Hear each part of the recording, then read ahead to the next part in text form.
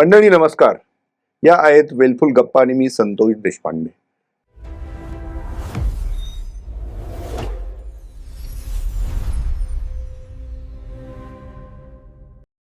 मित्रांनो, आजचा वेलफुल गप्पांचा कार्यक्रम खूप रंगणार आहे, कारण यातून आपल्याला एक वेगळा ऍस्पेक्ट मिळणार आहे, एक वेगळा अँगल मिळणार आहे, जो आपल्या गुंतवणुकीला एक राईट डिरेक्शन देऊन जाणार आहे. होय, आपण गुंतवणूक करतो म्हणजे नेमकं काय करतो इथपासून ते प्रभावी गुंतवणूक करणं म्हणजे काय आणि त्याच्यातल्या युक्त्या क्लुप्त्या काय असतात हे आज आपण जाणून घेणार आहोत. आणि त्यासाठी मी बोलतो करतो आहे आपले मार्गदर्शक संदीप भोशेट्टी यांना. सर नमस्कार. नमस्कार.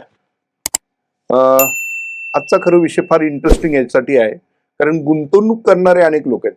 खरं बरं का सर, गुंतवणूक करणारे खूप आहेत, मात्र प्रभावी गुंतवणूक करणारे आणि त्याची फळं चाखणारे मात्र खूप कमी आहेत. खरं. तर प्रभावी गुंतवणूक आणि नॉर्मल गुंतवणूक याच्यात काय फरक आहे, हा पहिला प्रश्न. प्रथमतः नॉर्मल गुंतवणूक किंवा आपल्याकडे पैसे आलेत, आता काय करायचं म्हणून मी काहीतरी करतो आणि कुठेतरी पैसे ठेवतो, याला नॉर्मल विचार आलेला आहे आणि त्यातनं केलेली गुंतवणूक. प्रभावी गुंतवणूक म्हणजे काय की आपण गुंतवणूक कशासाठी करतोय, आपल्या त्या गुंतवणुकीमधनं अपेक्षा काय आहेत, आणि हे करत असताना मी अनेक बाबींचा विचार केलाय का. उदाहरणार्थ, मी उद्या एका अचानक काही घटनांमुळं मला गुंतवणुकीतनं बाहेर पडायची वेळ आली तर मला माझी गुंतवणूक बाहेर काढता येते का, याचा विचार मी गुंतवणूक करण्यापूर्वी करणं गरजेचं आहे. मला लागतील तसे लागतील तेवढे पैसे मिळतील का माझ्या गुंतवणुकीतनं, हाही विचार करणं गरजेचं आहे. त्याच्यानंतर सगळ्यात महत्वाचा मुद्दा की आपण ज्या उद्देशाने ही गुंतवणूक करतोय त्या उद्देशापर्यंत आपल्या गुंतवणूक आपल्याला घेऊन जाणार आहे का.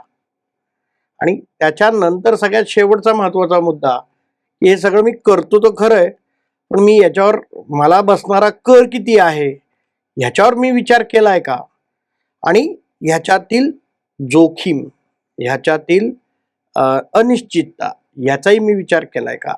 या सगळ्याचा सारासार विचार करून जर एखाद्या व्यक्तीने व्यवस्थित गुंतवणूक केली, एक ठराविक टाइमलाईनला विचार करून त्या गुंतवणुकीला फॉलो केलं, तर ती गुंतवणूक अतिशय प्रभावी होते आणि त्यातनं मिळणारा परतावा तुमच्या अपेक्षे एवढा किंबहुना अनेक वेळा अपेक्षेपेक्षा जास्त हा मिळत असतो.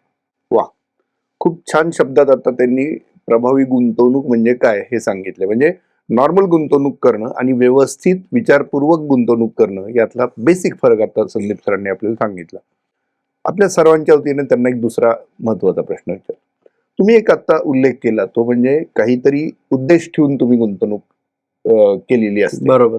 उद्देशहीन गुंतवणूक जी आहे ती अनेकदा तुम्हाला पाहिजे तसा परतावा देऊन जात नाही, नाही का. तर उद्देश ठेवून केलेली गुंतवणूक म्हणजे ज्याला आपण गोल बेस्ड म्हणू किंवा गुंतवणुकीचा गोल, तर प्रत्येक गुंतवणुकीला वेगळा असा गोल असतो का, वेगवेगळ्या गोलसाठी वेगवेगळी गुंतवणूक असायला हवी का, एकाच गुंतवणुकीतून अनेक तुमचे गोल साध्य होऊ शकतात. मी पुन्हा एक छोटंसं उदाहरण देईन संतोषजी. आपण फुटबॉल हा खेळ प्रत्येकाला माहिती आहे. फुटबॉल या खेळामध्ये दोन संघ आपापल्या 11 खेळाडूंना घेऊन त्या मैदानात उतरत असतात आणि एकमेकाच्या विरुद्ध दिशेला त्याच्या गोलपोस्टमध्ये तो गोल केला जातो, करण्याचा प्रयत्न करत असतात, आणि त्या एका गोलसाठी 22 खेळाडू हे त्या ठिकाणी खेळत असतात. आता मला एक सांगा सर, या खेळामधल्या गोलपोस्टला आपण काढून टाकलं तर ही 22 लोक करतील काय, आणि फुटबॉलचा तो जो बॉल आहे तो मारायचा कुठे.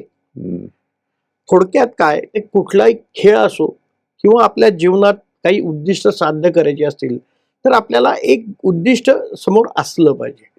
मी आज प्रेक्षकांना या निमित्ताने सांगू इच्छितो की प्रत्येक व्यक्ती जन्माला आलेला, पुढे जाऊन तो त्याच्या आयुष्यात जेव्हा कमाई करायला सुरुवात करतो, मनामध्ये अनेक उद्दिष्ट असतात. पण मला प्रेक्षकांना विचारायचं आहे की आपण कधी आपली उद्दिष्ट आपल्या वहीमध्ये, आपल्या डायरीमध्ये किंवा आपल्या फोनमध्ये, आपण जिथे कुठे आपण नोटिंग करतो त्या ठिकाणी आपण आपली उद्दिष्ट लिहिली आहेत का. म्हणजे ऑन पेपर हवी, ऑन पेपर आपण आपल्या उद्दिष्टांना टार्गेट केलंय का, पहिली गोष्ट. दुसरी गोष्ट, आपण आपल्या उद्दिष्टांच्या विचारांमध्ये विचार करत राहतो, परंतु उद्दिष्टांना एक टाइमलाईन असणं गरजेचं आहे. उदाहरणार्थ, आज जर घर घ्यायचं ठरवलं, मी उल्लेख केला तसं, की मला हे घर डेक्कन जिमखान्याला घ्यायचंय. डेक्कन जिमखान्याला मला 2 बेडरूमचं घर घ्यायचंय. आज मी डेक्कन जिमखान्याला 2 बेडरूमचं घर पाहायला गेल्यानंतर मला साधारणपणे किती रुपये खर्च येईल, ह्याचा एक तारतम्य काढणं गरजेचं आहे. तर तेवढे पैसे आज माझ्याकडे आहेत का? जर नसतील आणि भविष्यात मला ते घ्यायचं आहे, असं धरून चला की त्या गुंतवणूकदाराने विचार केला की आजपासून 5 वर्षांनी डेक्कन जिमखान्याला 2 बेडरूमचं घर घ्यायचंय. आज त्या 2 बेडरूमच्या घराची किंमत 2 करोड रुपये आहे. 5 वर्षांनी 2 करोड रुपयात आपल्याला ते घर मिळणार आहे का? तर कदाचित ते जास्त रकमेत आपल्याला घ्यावं लागेल. म्हणजे किती घ्यावं लागेल, एक त्याचा अंदाज.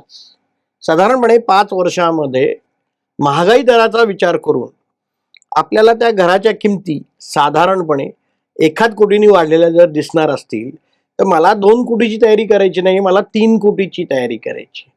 म्हणजे काय, की मला 3 गोष्टी समजल्या. मला घर घ्यायचं हा पहिलं उद्दिष्ट, मला डेक्कन जिमखान्यातच घर घ्यायचंय हा दुसरं उद्दिष्ट, त्याच उद्दिष्टामध्ये मला 2 बेडरूमचं घर आजपासून 5 वर्षांनी घ्यायचंय हे तिसरं उद्दिष्ट आहे. एकाच उद्दिष्टामध्ये हे 3 भाग झाले. या तिन्ही गोष्टी जेव्हा तुम्ही लिहून काढाल आणि मग त्याचं नियोजन कराल, त्या दृष्टीने गुंतवणूक कराल, तर तुम्हाला नक्कीच घर घेता येईल. पण मला हे सगळं लिहिताना हे जर मी लिहिलेलं नसेल आणि मी फक्त डोक्यात ठेवलं मला घर घ्यायचंय, तर मी आयुष्यात ते घर घेऊ शकणार नाही. कारण मला उद्दिष्ट लक्षात येतच नाहीये की मला त्यासाठी लागणारे पैसे किती दिवसात उभे करायचेत आणि त्याच्यानंतर मला घर घ्यायचंय. थोडक्यात काय, ह्या सगळ्या बाबींचा विचार आपल्या प्रत्येक उद्दिष्टांसाठी करायला हवा. दुसरा, तुम्ही एक प्रश्न विचारला की सर, एक गुंतवणूक आणि अनेक उद्दिष्टांसाठी ती पुरेशी पडणार आहे का? नाही पडणार. ह्याचं एक प्रमुख कारण सांगतो. तुमची अनेक उद्दिष्ट असू शकतात. एक ढोबळ उद्दिष्ट मी प्रत्येक व्यक्तीचं असं म्हणतो की मला लग्न करायचंय, मला लग्नानंतर काही वर्षात मला स्वतःचं एक घर असावं, मला एक स्वतःची एक गाडी असावी, काही मधल्या पिरियडमध्ये मला माझ्या फॅमिलीबरोबर कुठे प्रवासाला पण जायचंय, आणि सगळ्यात महत्त्वाचं की मला केव्हा तरी रिटायर पण व्हायचंय आणि रिटायरमेंटसाठी पण मला काही पैसे स्वतःचे पाठीमागे टाकले पाहिजेत. अशा अनेक उद्दिष्ट ही प्रत्येक व्यक्तीची असतात. या प्रत्येक व्यक्तीच्या प्रत्येक उद्दिष्टांची टाइमलाईन वेगळी आहे. मला लग्न करायचंय म्हणजे मला आज समजा माझं वय आज 18 आहे, तर मला पुढच्या 5 वर्षात नक्कीच लग्न करायचंय. ही टाइमलाईन कन्फर्म आहे. माझी गुंतवणूक ही 5 वर्षाच्या पिरियड मधली गुंतवणूक असायला हवी. मला साधारणपणे 10 वर्षात घर घ्यायचंय, तर माझी ती टाइमलाईन 10 वर्षाची आहे. तर माझी गुंतवणुकीची सुद्धा टाइमलाईन त्या 10 वर्षाची असणं गरजेचं आहे. मला आज माझं वय 18 आहे, पण मला वयाच्या 58व्या वर्षी रिटायर व्हायचंय. म्हणजे आजपासून 40 वर्षानंतर मला रिटायरमेंट घ्यायची आहे. माझ्याकडे टाइमलाईन 40 वर्षाची आहे. त्यामुळे एकच गुंतवणूक 40 वर्षाची करून मध्ये येणारे जे 5-6 गोल्स आहेत त्याला ते पुरणार नाही. थोडक्यात काय, प्रत्येक गोलचं आयडेंटिफिकेशन वेगळं करा, त्याप्रमाणे गुंतवणुकीचे पर्यायही त्याप्रमाणे घ्या. अनेक वेळा अनेक लोक उद्दिष्टांसाठी अनेक चुकीचे पर्याय निवडतात. उदाहरणार्थ, मला 2 ते 3 वर्षामध्ये लग्न करायचं आणि मी 5 वर्षाची पोस्टातली एखादी योजनेमध्ये पैसे टाकलेत आणि माझं लग्न खरंच 2 वर्षात जमलं. आता मला ती 5 वर्षाची योजना असल्यामुळे मध्येच पैसे काढता येत नाहीयेत. आता प्रश्न असा आहे की सर, पैसे तर माझे आहेत, लग्नही ठरलंय, पण माझे पैसे उपलब्ध नाहीयेत. मग अशा वेळेस तुम्ही ती तरलता किंवा लिक्विडिटी हा पाठ विसरून गेलात. त्या पर्यायातनं तुम्हाला पैसे काढता येत आहेत का नाही हे गुंतवणूक करताना तुम्ही विचारच केला नाही, आणि नेमकी जेव्हा गरज निर्माण झालेली आहे त्यावेळेस तुम्हाला हे पर्याय काढताना अडचणी येतात. आणखीन एक आत्ता ताजा प्रसंग सांगतो सर. आता तुम्ही आणि आम्ही सगळेजण सातत्याने पाहतोय टीव्ही, मीडिया, सोशल मीडियातनं की अतिशय मोठ्या प्रमाणामध्ये युद्धजन्य परिस्थिती बाजारात या चौबाजूला आहे. अशा परिस्थितीमध्ये जर आपली नेमकी गरज आता निर्माण झाली, अशा वेळेस तुम्ही तुमच्या गुंतवणुकीतनं बाहेर पडणं गरजेचं आहे का? ऍक्च्युली अशा परिस्थितीमध्ये तुम्ही तुमच्या गुंतवणुकी सांभाळणं गरजेचं आहे.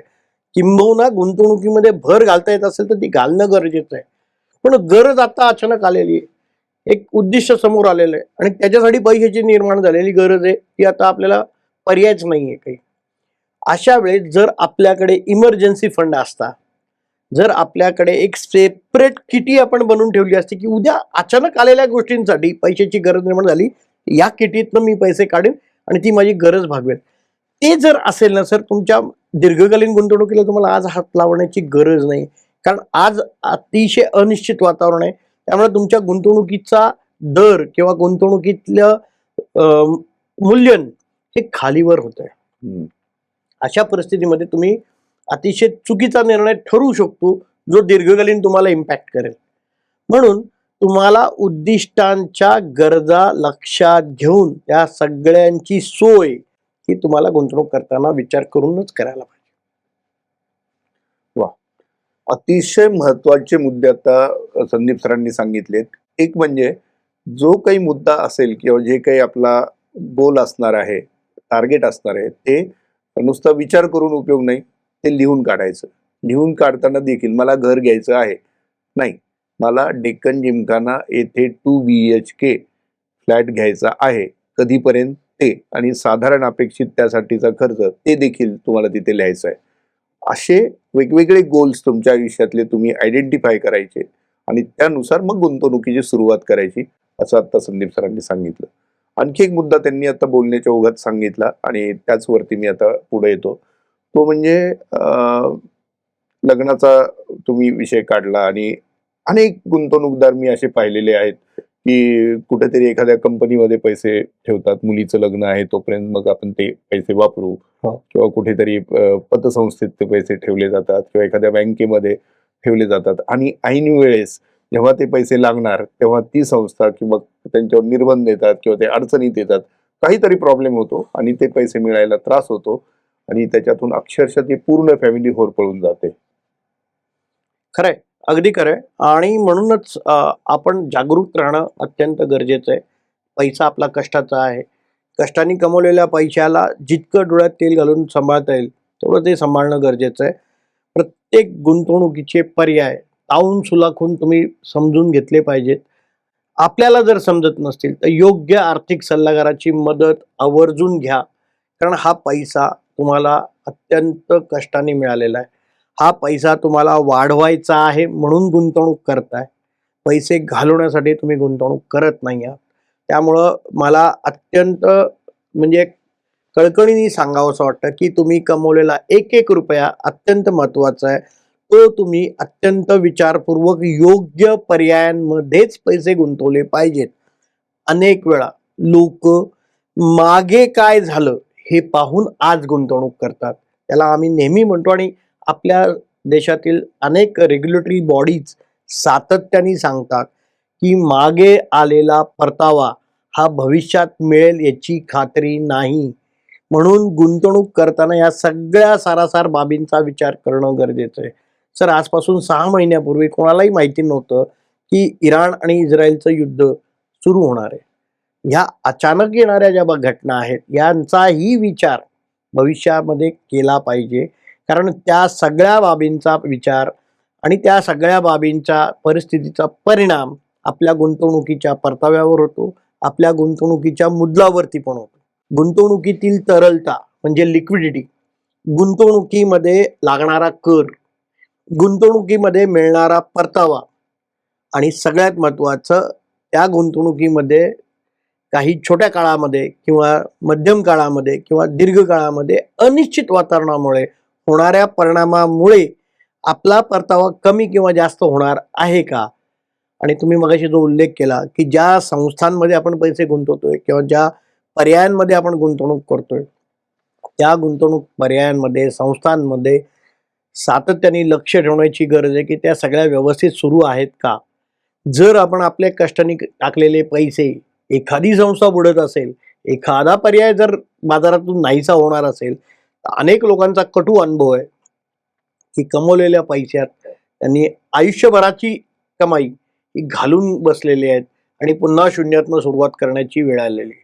त्यामुळं अतिशय चांगला आणि मोठा पैसा कमवण्याच्या भानगडीत आपण आपली मुद्दल घालून बसतो. पुन्हा एकदा सांगतो सर की मोठा पैसा कमवण्यासाठी किंवा आम्ही त्याला संपत्ती निर्मितीचा विचार असा जेव्हा म्हणतो तो दीर्घकालीन मध्ये शक्य आहे. असं कधीही कोणी समजू नये की आज पैसे गुंतवले की उद्या सकाळी ते दुप्पट होत असतात, चौपट होत असतात, सहापट होत असतात. असं शक्य नाही. हे जिथं शक्य होतं त्याला आम्ही सट्टा असं म्हणतो किंवा त्यातनं स्पेक्युलेशन असा एक भाग आहे. तो नक्कीच प्रत्येकाने टाळला पाहिजे. तो योग्य नाही. त्याच्यावर असणारे कायदेशीर बंधनं ही पण आपल्याला समजून घेतली पाहिजेत. पैसा कमवणं प्रत्येकाला आवडतं. पण पैसा कमवण्यासाठी असणारा संयम, योग्य पर्यायाची निवड ह्या सगळ्या बाबी महत्वाच्या आहेत. तुम्ही आता म्हणालात सट्टा, त्यावरून एक बातमी लक्षात आली माझ्या. ती अशी होती की म्हणजे अनेकदा अशा बातम्या समोर येतातच आपल्याला. आपण ऑनलाईन कुठले पेपर जेव्हा चाळतो तेव्हा की अमुक अमुक शेअरनी 2 वर्षात दिले एवढे एवढे, हा शेअर आता पेनीपासून रॉकेट शेअर बनलेला आहे, अमुक तमुक. अशा बातम्यांमुळे अनेक लोक त्याकडे आकर्षित होतात आणि मग आपलं भांडवल गुंतून बसतात. बरोबर. असा अनुभव आहे. तर अशा बातम्यांवरती किती विश्वास ठेवावा? सर, हर्ड मेंटॅलिटी असा एक शब्द वापरला जातो. म्हणजे सगळेच जण करतात म्हणून मी करतो. नाही, ती आपली गरज आहे का मुळात, आणि ह्याची बारीक चौकशी करणं गरजेचं आहे. तुम्ही ₹1 इन्व्हेस्ट करताय का, ₹1,00,000 इन्व्हेस्टमेंट करताय का, ₹1,00,00,000 इन्व्हेस्टमेंट करता, हा प्रत्येकाचा प्रश्न आहे. पण पैसे शेवटी पैसे आहेत सर, आणि ते गुंतवताना अत्यंत काळजी घेणं गरजेचं आहे. कायम एक लक्षात ठेवा की आपले पैसे गुंतवलेले परत आपल्यापर्यंत पोहोचले पाहिजे. नफा किती होतोय हा महत्वाचा विषय आहे, पण नफ्यापेक्षा ही मुद्दल आपल्यापर्यंत पोहोचणं अत्यंत गरजेचं आहे.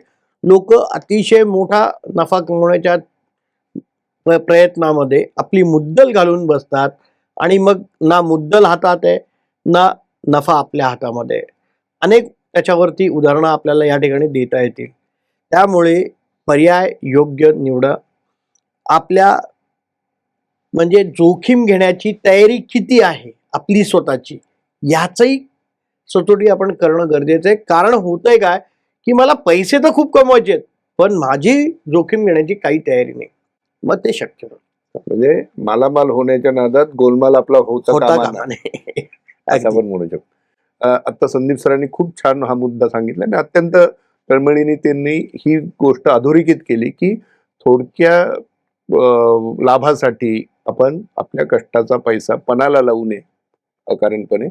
आता आपण चर्चेच्या शेवटच्या सत्राकडे येऊया. सर, गोल बेस्ड इन्व्हेस्टमेंट म्हणजे एक इन्व्हेस्टमेंट सगळे गोल तुमचे साध्य करणार नाही असं तुम्ही सांगता. एक मग ती मोठी इन्व्हेस्टमेंट असली तरी ते साध्य नाही. करणार नाही, बरोबर. आणि ती शॉर्ट टर्म, लॉंग टर्म किंवा मीडियम टर्म जे काय आहे तुमचे गोल्स कसे आहेत त्यानुसार वेगवेगळ्या इन्व्हेस्टमेंट केल्या पाहिजेत. मग प्रश्न इथे असा येतो की मग छोटी इन्व्हेस्टमेंट कुठे करावी, मध्यम कुठे करावी आणि लॉंग टर्मची कुठे करावी? सर, मी मगाशी म्हटलं तसं की उद्दिष्टांचं टाइमलाईन हे ठरवा. जर आपलं टाइमलाईन छोटं असेल तर त्याला लागणारी रक्कम कदाचित मोठी असू शकते. उदाहरणार्थ, मला 2 वर्षाच्या आत मला मर्सिडीज गाडी घ्यायची. मर्सिडीज गाडी किती रुपयात येते? साधारणपणे 1 कोटी 2 कोटी रुपये आपल्याला लागणार आहेत. रक्कम मोठी आहे, पण माझं टाइमलाईन छोटा आहे. मला 2च वर्षात गाडी घ्यायची. मग आपल्याला त्या पद्धतीचे पर्याय शोधून 2 कोटी रुपये रक्कमची व्यवस्था आपल्या गुंतवणुकीतनं निर्माण करायची. पण हीच मर्सिडीज बेंज मला 20 वर्षांनी घ्यायची आहे. 2च कोटी रुपयाची किंमत आहे, किंवा 20 वर्षांनी 2 कोटीचे 3 कोटी रुपये होतील. तर त्या 3 कोटीसाठी माझ्याकडे वेळ मोठा आहे. मग या गुंतवणुकीमध्ये मला कंपाऊंडिंगचा बेनिफिट कसा घेता येईल, चक्रवाढ व्याजाने मला माझी रक्कम कशी वाढवता येईल, आणि मला नक्कीच मर्सिडीज कदाचित 18व्याच वर्षी घ्यायला मिळेल, कदाचित 19व्या वर्षीच घ्यायला मिळेल. म्हणजे मला म्हणायचं काय की टाइमलाईनच्या अगोदर सुद्धा तुम्हाला तुमचं उद्दिष्ट गाठता येण्याची शक्यता आहे, जर तुमचं नियोजन नीट असेल तर. त्यामुळं तुम्ही जे प्रश्न विचारलात की कुठल्या टाइमलाईनसाठी किंवा छोट्या, मध्यम आणि दीर्घकालीन, तर तुम्हाला तुमच्या गोल्स प्रमाणे तुम्हाला तुमचे उद्दिष्ट ठरवली पाहिजे. रक्कम छोटी मोठी असू शकते. म्हातारपणासाठी किंवा रिटायरमेंटसाठी मला लागणारी रक्कम किती हे मी कसं ठरवायचं? उदाहरणार्थ, आज माझा मासिक खर्च जर 50,000 रुपये आहे आणि मला रिटायरमेंटला 25 वर्ष शिल्लक आहे, तर साधारणपणे 25 वर्षात महागाई किती वाढू शकते ह्याचा एक सारासार अभ्यास करून आजचे 50,000 रुपये 25 वर्षांनी नेमके किती असतील? थोडक्यात काय, रुपयाचं अवमूल्यन होणार आहे आणि त्यामुळं आपला खर्च वाढणार आहे, त्याची रक्कम वाढणार आहे खर्चाची. खर्च तेच असतील पण रक्कम वाढणार आहे. तर ती किती आहे? समजा आज 50,000 रुपयात तुमचं घर भागतंय महिन्याभराचं, तर कदाचित तुम्हाला 25 वर्षानंतर त्यासाठी 2.5 लाख रुपये लागतील. मग आपल्याला तयारी आजच्या 50,000साठी नाही करायची, आपल्याला तयारी पुढच्या 25 वर्षानंतरच्या 2.5 लाखासाठी तयारी करायची. मग दरमहा 2.5 लाख रुपये लागणार आहेत आणि पुढचे कितीतरी वर्ष लागणार आहेत. मग त्यासाठी आपल्याकडे इतकं एक भांडवल निर्माण करणं गरजेचं आहे की त्याच्या व्याजावरती आपल्याला दरमहा 2.5 लाख रुपये मिळाले पाहिजे. याचं कॅल्क्युलेशन्स हे तुम्हाला आज करणं गरजेचं आहे. ती उद्दिष्ट तुम्ही डोळ्यासमोर आज ठेवणं गरजेचं आहे. मग तुम्ही त्या उद्दिष्टांपर्यंत जाल. कदाचित तुम्ही थोडंसं कमी असाल, थोडंसं जास्त असाल, त्यानुसार तुम्हाला ॲडजस्टमेंट करणं गरजेचं आहे. आणि गुंतवणुकीमध्ये सगळ्यात महत्त्वाचा विषय जो सांगण्यासारखा आहे की साधारणपणे वर्षातनं किमान एकदा केलेल्या सगळ्या गुंतवणुकीचा रिव्ह्यू घेणं गरजेचं आहे की आपण जे करतोय ते बरोबर करतोय का नाही. आपल्याला दिल्लीला जायचंय आणि मी दक्षिणेकडच्या भागाला निघालो तर मला आयुष्यात दिल्ली गाठता येणार नाही सर, पण मला दिल्लीला जायचं हे नक्की ठरलेलं आहे. मग मला फक्त तपासायचं काय, माझी दिशा बरोबर आहे का. दिशा म्हणजे उत्तर दिशा, कारण आपल्या पुण्यातनं उत्तरेकडे गेल्यावरती दिल्ली येते हे आपल्याला नकाशावरनं कळतं. मग आपल्याला फक्त तपासायचं काय की माझा वाटचालीचा जो दौरा आहे तो उत्तर दिशेला आहे का, म्हणजे कधीतरी दिल्ली येईल. आता तुम्ही ठरवा तुम्हाला दिल्ली कधी यायचंय. विमानाने गेला तर 2 तासात दिल्ली येते पुण्यावरनं. तुम्ही रेल्वेने गेलात तर तुम्हाला 24 तासामध्ये दिल्लीला पोहोचता येतं. आणि बाय रोड जर तुम्ही गेलात तर कदाचित 1.5-2 दिवसामध्ये तुम्ही दिल्लीला गाठाल. आणि जर चालत निघालात तर केव्हा तरी 1.5-2 महिन्यात केव्हा तरी दिल्लीला पोचाल. फक्त दिशा मात्र परफेक्ट उत्तरेची पाहिजे. दक्षिणेकडे गेला तर अख्खं पृथ्वी फिरल्यानंतरच दिल्ली येईल, असं ते चित्र आहे. म्हणजे भटकंती निष्कारण होता कामा नये कामाने गुंतवणुकीच्या मार्गावर देखील. तर मित्रांनो, आता संदीप सरांनी खूप छान शब्दात आपल्याला आपले गोल्स कसे असायला हवेत, एक गोल असेल तर त्यासाठी काय करायचं, अनेक गोल्स असतील तर त्यासाठी गुंतवणूक कशी करायची, ह्या सगळ्या गोष्टी अतिशय मनापासून तळमळीने आपल्यापर्यंत पोहोचवल्या आहेत. तुम्हाला हा भाग कसा वाटला आम्हाला नक्की कळवा. हा एपिसोड आवडला असेल तर लाईक करा, सबस्क्राईब करा आणि तुमचे काही प्रश्न असतील आम्हाला जरूर कळवा. हा भाग जास्तीत जास्त लोकांपर्यंत पोहोचवा जेणेकरून त्यांना देखील श्रीमंतीच्या या वाटेवरती येता येईल. धन्यवाद. धन्यवाद.